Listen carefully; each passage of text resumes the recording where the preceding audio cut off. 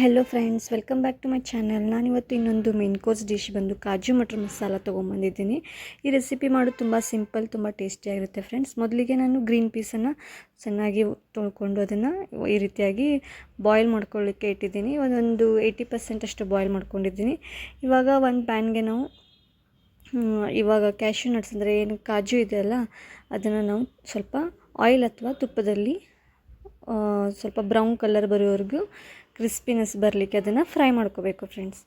ನೋಡಿ, ನಾನಿಲ್ಲಿ ಆಯಿಲ್ನಲ್ಲಿ ಇದನ್ನು ಚೆನ್ನಾಗಿ ಸ್ವಲ್ಪ ಬಣ್ಣ ಅದರದ್ದು ಬದಲಾಗುವವರೆಗೂ ಅದನ್ನು ಚೆನ್ನಾಗಿ ಈ ರೀತಿಯಾಗಿ ಫ್ರೈ ಮಾಡ್ಕೊಂಡಿದ್ದೀನಿ.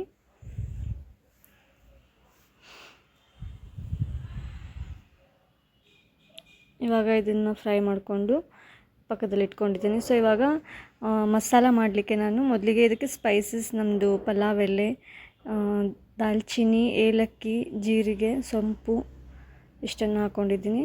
ಮತ್ತು ಇವಾಗ ಇದಕ್ಕೆ ಈರುಳ್ಳಿಯನ್ನು ಹಾಕ್ಕೊಂಡಿದ್ದೀನಿ. ಹೀಗೆ ಈರುಳ್ಳಿಯನ್ನು ಚೆನ್ನಾಗಿ ಸ್ವಲ್ಪ ಬಣ್ಣ ಬದಲಾಗುವವರೆಗೂ ಇದನ್ನು ಈ ರೀತಿಯಾಗಿ ಚೆನ್ನಾಗಿ ಹುರ್ಕೊಂಡಿದ್ದೀನಿ ಫ್ರೆಂಡ್ಸ್. ನೋಡಿ, ಈ ರೀತಿಯಾಗಿ ಕೈ ಆಡಿಸಿದ್ದೀನಿ. ಸ್ವಲ್ಪ ಕರಿಮೆಣಸನ್ನು ಕೂಡ ತೊಗೊಂಡಿದ್ದೀನಿ ನಾನು ಸ್ಪೈಸ್ನಲ್ಲಿ. ಹಾಗೆ ಇವಾಗ 1 ಟೇಬಲ್ ಸ್ಪೂನಷ್ಟು ಜಿಂಜರ್ ಗಾರ್ಲಿಕ್ ಪೇಸ್ಟನ್ನು ಕೂಡ ಹಾಕ್ಕೊಂಡಿದ್ದೀನಿ. ಇವಾಗ ನೋಡಿ, ಸ್ವಲ್ಪ ಎಲ್ಲ ಜಿಂಜರ್ ಗಾರ್ಲಿಕ್ ಪೇಸ್ಟ್ ಹಾಗೂ ಈರುಳ್ಳಿದೆಲ್ಲ ಹಸಿ ವಾಸನೆ ಹೋಗೋರ್ಗೆ ಹುರ್ಕೊಂಡಿದ್ದೀನಿ. ಇವಾಗ ಈ ರೀತಿಯಾಗಿ ಟೊಮ್ಯಾಟೊ ಪ್ಯೂರಿಯನ್ನು ಮಾಡ್ಕೊಂಡಿದ್ದೀನಿ. ಇದನ್ನು ಕೂಡ ಇದರಲ್ಲಿ ಹಾಕ್ಕೊಂಡಿದ್ದೀನಿ. ಸೊ ಇವಾಗ ಮತ್ತೆ ಇದನ್ನು ಚೆನ್ನಾಗಿ ಕೈ ಆಡಿಸ್ಕೊಂಡಿದ್ದೀನಿ. ನೋಡಿ, ಈ ರೀತಿಯಾಗಿ ಟೊಮ್ಯಾಟೊ ಪ್ಯೂರಿ ಹಾಕಿದ ಮೇಲೆ ಯಾವ ರೀತಿ ಕಾಣಿಸ್ತಿದೆ ಅಂತ.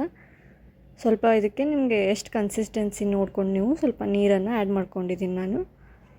ಇವಾಗ ಇದಕ್ಕೆ ಮಸಾಲೆ ಅಂದರೆ ಇದಕ್ಕೆ ಸ್ವಲ್ಪ ಅರಿಶಿಣದ ಪುಡಿಯನ್ನು ಒಂದು 1/2 ಟೇಬಲ್ ಸ್ಪೂನು, ಒಂದು 1/2 ಟೇಬಲ್ ಸ್ಪೂನಷ್ಟು ಕೊತ್ತಂಬರಿ ಪುಡಿಯನ್ನು ಹಾಕ್ಕೊಂಡಿದ್ದೀನಿ. ಮತ್ತು 1/2 ಟೇಬಲ್ ಸ್ಪೂನ್ ಅಥವಾ ಆ್ಯಸ್ ಪರ್ ಟೇಸ್ಟ್ ನಿಮಗೆ ಖಾರ ಯಾವ ರೀತಿ ಬೇಕೋ ಆ ಥರ ನೋಡ್ಕೊಂಡು ನೀವು ಖಾರದ ಪುಡಿಯನ್ನು ಹಾಕ್ಕೊಳ್ಳಿ.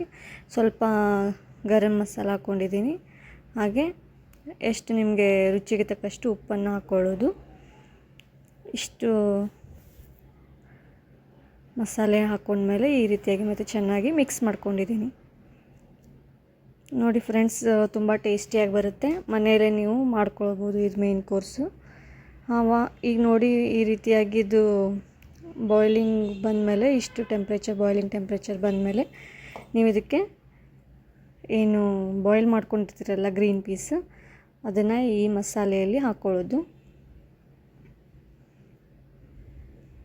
ಹಾಗೆ ಇವಾಗ ನಾನು ಏನು ಫ್ರೈ ಮಾಡ್ಕೊಂಡಿದ್ನಲ್ಲ ಕ್ಯಾಶ್ಯೂ ನಟ್ಸ್ನ, ಅದನ್ನು ಕೂಡ ಈ ಮಸಾಲೆಗೆ ಹಾಕ್ಕೊಂಡಿದ್ದೀನಿ. ಮತ್ತು ಇದನ್ನು ಇವಾಗ ಮತ್ತೆ ಚೆನ್ನಾಗಿ ಸ್ವಲ್ಪ ಕುದಿ ಬರಲಿಕ್ಕೆ, ಯಾಕಂದರೆ ನಾವು ಗ್ರೀನ್ ಪೀಸನ್ನು 80% ಅಷ್ಟೇ ಬಾಯ್ಲ್ ಮಾಡಿದ್ವಲ್ಲ, ಇವಾಗ ರಿಮೈನಿಂಗ್ 20% ಇದರಲ್ಲಿ ಬಾಯ್ಲ್ ಆಗಿ, ಇದಕ್ಕೆ ನೀವು ಮತ್ತೆ ಮೇಲ್ಗಡೆ ಸ್ವಲ್ಪ ಕ್ರೀಮನ್ನು ಹಾಕ್ಕೊಳ್ಳೋದು.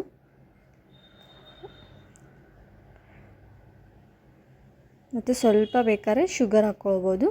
ಹಾಕಿ ಇದನ್ನು ಮತ್ತು ಚೆನ್ನಾಗಿ ಸ್ವಲ್ಪ ಮಸಾಲೆ ಸ್ವಲ್ಪ ತಿಕ್ಕಾಗಿ ಬರೋವರೆಗೂ ಥಿಕ್ನೆಸ್ ನೋಡ್ಕೊಳ್ಳಿ.